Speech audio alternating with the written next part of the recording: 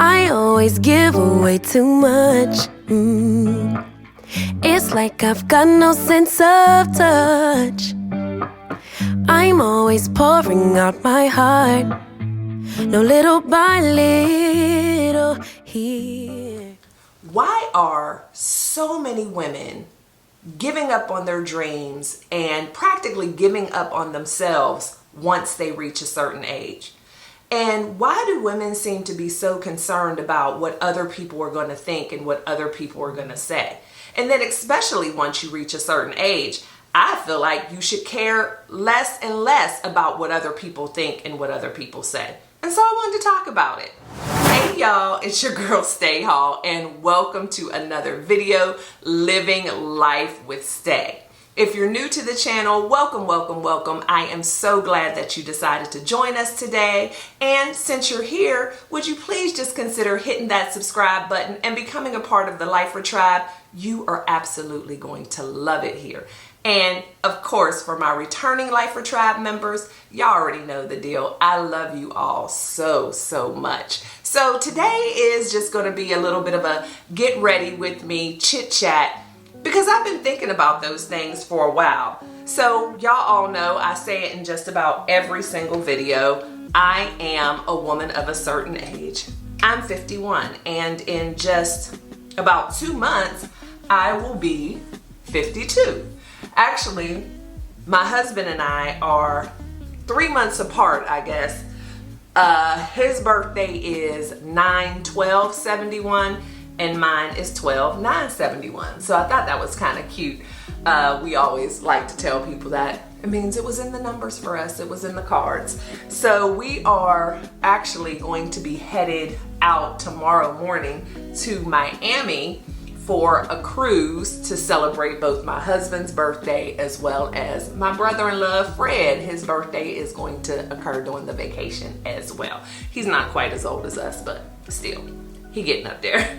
But anyway, y'all know I'm a life coach and I coach women of all different ages, but most of the women that I deal with are between the ages of, I would say, 35 to 55. That would be my general age range. And with so many of them, their main concern whenever they are interested in embarking on something new, and I can't even say new, and I want to do a whole new video on this because it's not necessarily something new. It's usually something that you've always wanted to do, but life was lifing and you just couldn't do it at the time, but it was always there, always something you wanted to do. But they get concerned that maybe now they're too old. And that has always been something that has confused me, because not only once I hit my 50s, even before then, I started new things, new endeavors, and being too old was never a concern for me, because I was just of the mindset that if I still had the energy to do it, if I was still in my right mind, if I still had my health and my strength, then I can do whatever. Now, there's certain things that I probably have limits on, as far as, you know, I used to run track. I was really good in the 400 and the 4x4 relay. Now, I would have liked to have gone to the Olympics as a track star, but the chances of doing that now are slim to none. But I bet you there's some sort of geriatrics or senior seasoned Olympics out there that I could find if I was really serious about it. And another thing with that, if you don't find what you're looking for, create it yourself. I just have never let age be the thing that holds me back. Y'all know I can never find my stuff.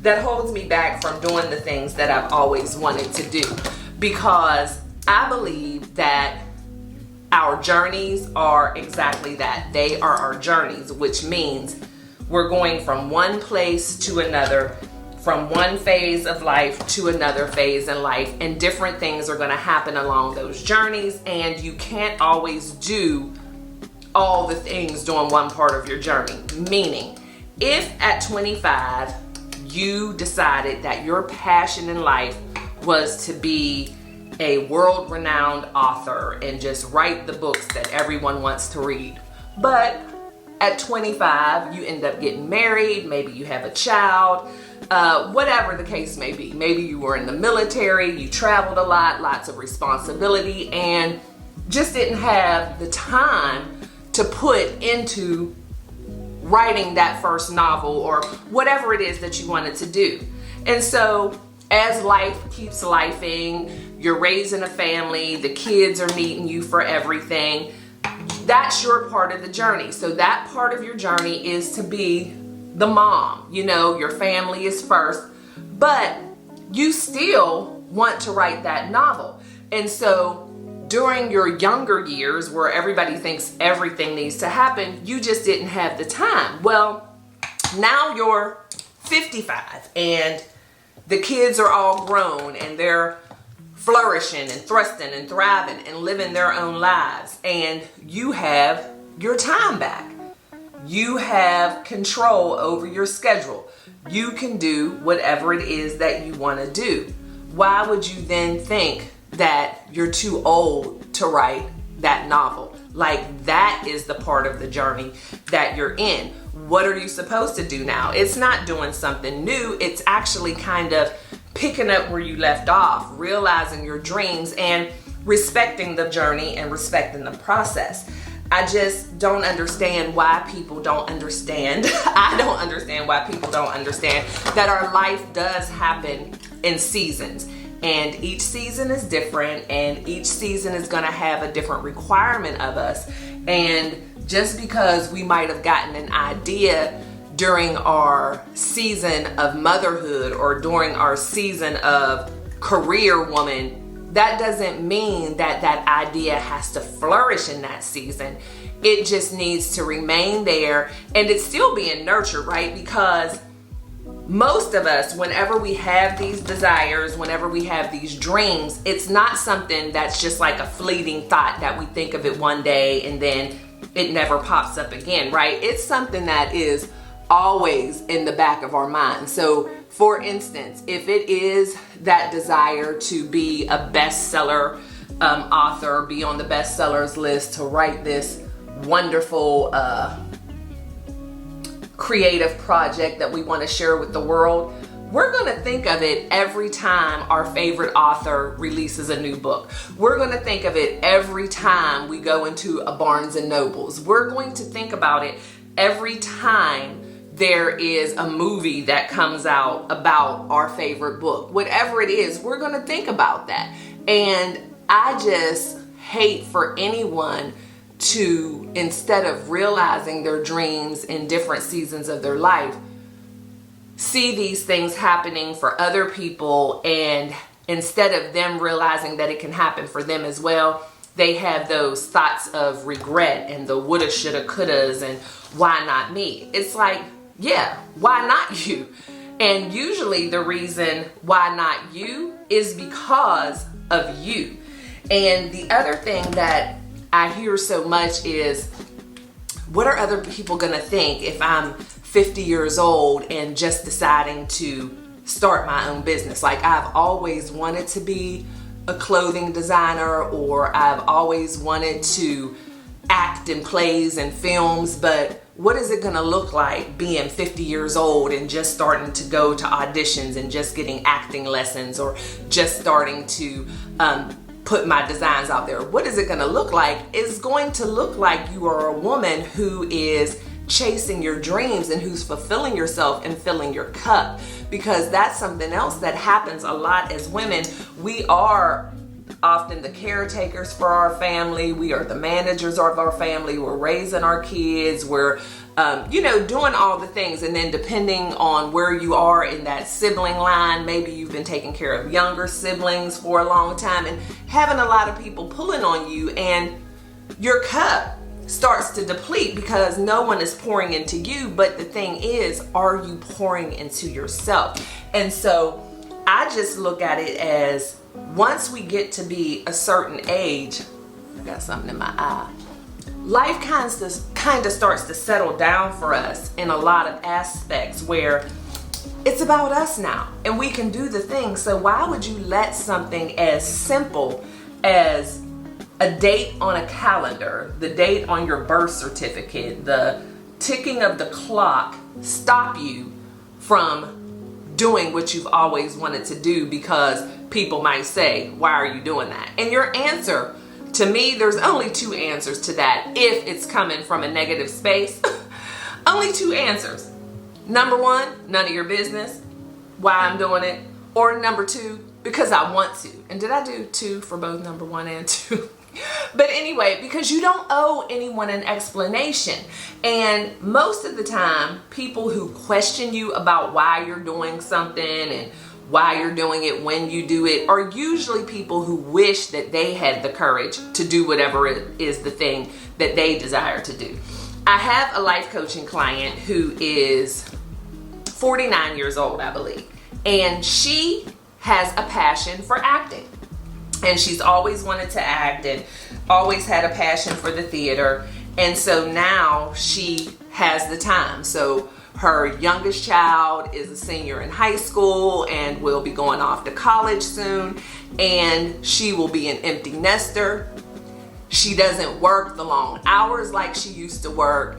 And she's actually kind of afraid of what this empty nesting season is going to look like, because she's like, what am I going to do? For so many years, everything has been about my kids and my job, and now I feel like there's just nothing for me to do. She doesn't have any grandchildren yet, and she's just like concerned, what am I going to do? I need a hobby. And so I mentioned to her, I'm like, well, hey, way back when we first started, during your intake, I remember you mentioning to me that you've always had a desire to be in plays, hopefully films one day.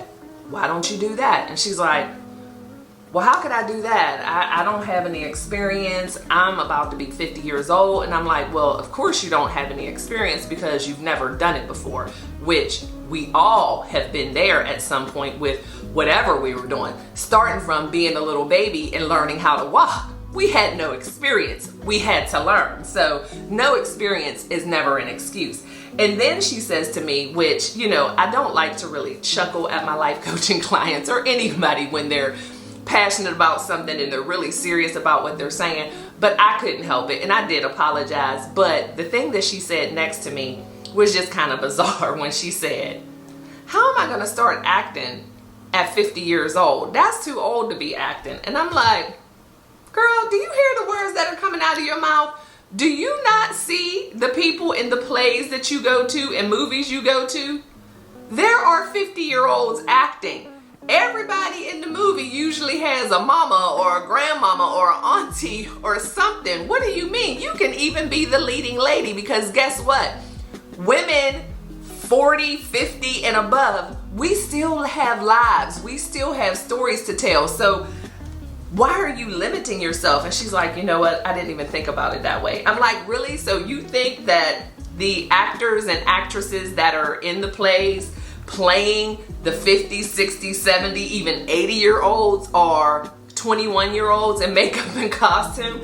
Like, no, don't limit yourself. And when you think about it that way, your mind will start to open and you'll realize, oh my goodness, it is me that is holding me back. It's my limiting beliefs. It's me and my thoughts and fears a lot of times. And the thing is, when you worry about what other people are going to think, most of the time, other people aren't even thinking anything because they're too busy dealing with their life and the things they have going on. It's going to be a rare occasion and maybe a handful of people who question you or even care what you're doing, right? Because they have enough stuff going on themselves. And so the thought of what other people are going to think usually is more about, what are you thinking? What are your limited beliefs? What are your fears? And why are you visiting that on other people as an excuse to not do it? Because a lot of the people who say, what are other people going to think, are the same ones who will say, I don't care what other people think. So do you care or do you not care? Or do you only care when it's convenient for you, because now you can blame it on other people? Because I swear to you, people don't care about what we're doing as nearly as much as we think they do. We're not that important. They got their own stuff going on. And then on top of that, the ones who do have something to say are usually the ones who are going to say something no matter what. If you're doing something, they're going to say, why are you doing it? If you're not doing something, they're going to say, why aren't you doing it? Like, there's just those people who have something to say about everything. And you cannot live your life being a people pleaser or hiding from people. So just get out there and do it. I also feel like one of the things that limits us is we have that fear of rejection, that fear of failure. What if I'm not good at this? What if I don't make it? Well, you'll never know unless you try.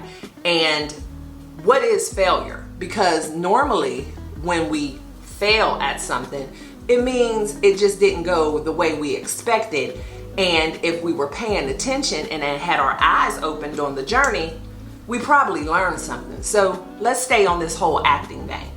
Let's say you go to an audition at the local theater, which would be the Jubilee Theater here in Fort Worth, and you don't make the cut. Well, first of all, it's your first time auditioning, so if you did make the cut, that would just be like amazing. But if you didn't, understandable. Why? Because it's your first time, and auditioning in and of itself is a process, but you still got that experience. And always ask for feedback. Anytime you step out to do something, ask the experts, what can I do better? What should I be working on? But let's just say you go for the audition and you fail. You don't make it. You don't get the part. You don't make the cut. But you decide that you're going to ask if you can volunteer and be behind stage, help out. Through that process, you start learning other parts of what make that production successful. You start seeing the director, you start seeing the stage designer, the costume designer, and you're like, you know what? I never even thought about this stuff.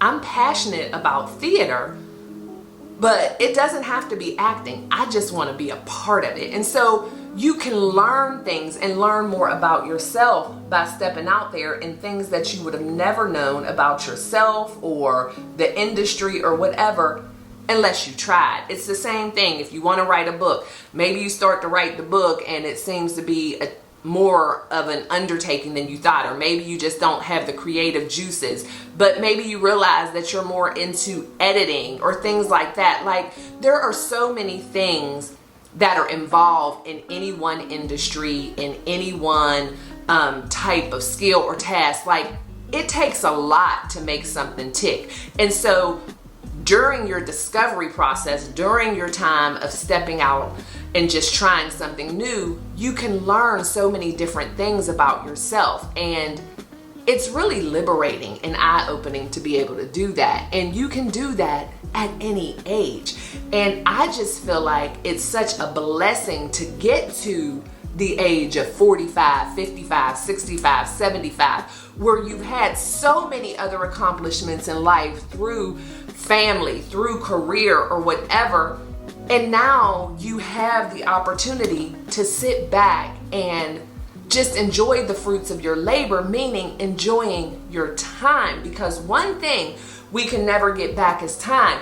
And when you have been blessed enough to live a full life and accomplish a lot of things and still have time left over on the back end to really enjoy life and to be comfortable and step out there and do those things that you've always wanted to do, that is a blessing. Why would you ever waste that time because you feel like maybe you're too old, or people will say you're too old, or maybe you're not gonna be as good at it as you thought, or whatever. Those are just limiting beliefs, and those are fears. And so that's something that you need to address with yourself and say, okay, I'm saying I'm concerned about what people are gonna think, but I'm really not. So what am I really afraid of? Am I afraid of rejection?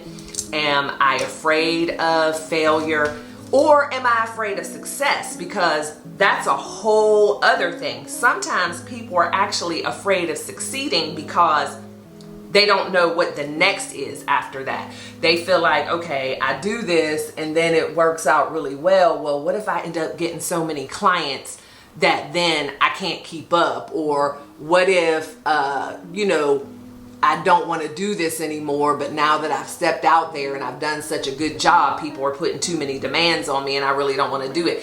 my answer to things like that is cross that bridge when you get to it and realize that you are always in control, because it's your time, it's your efforts, and you can do as much or as little as you want to do depending on how you feel at any given time during your journey.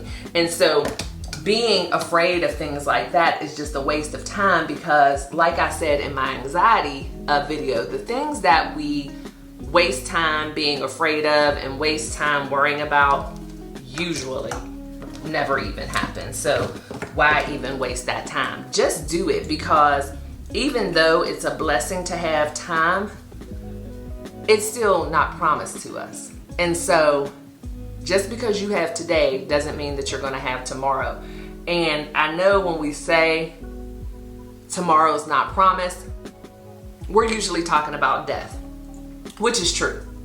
However, there are more things that can stop us dead in our tracks other than death. Meaning, and I'm not trying to be morbid or negative here, but I just want to really get this in your mind. I want somebody to see this video and be like, you know what? Stay's right. I'm starting this today. I don't care what anybody thinks. I don't care what anybody says. I don't even care what I think. I know I want to do this. So I really want to press upon you the fact that time keeps going.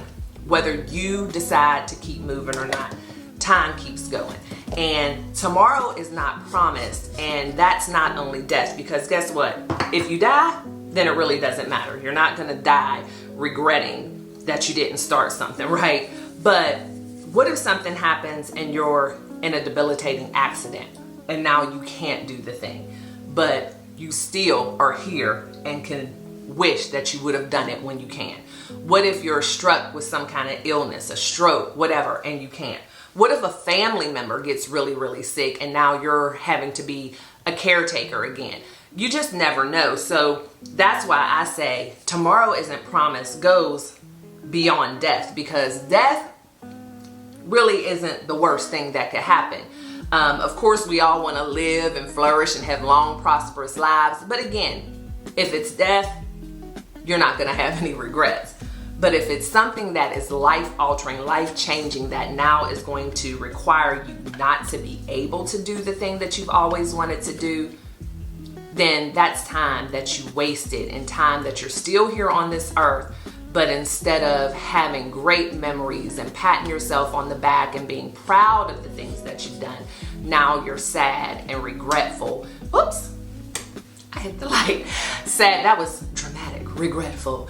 But you're sad and regretful, wishing that you would have done it when you had the time. So this is the face. I'm about to get dressed.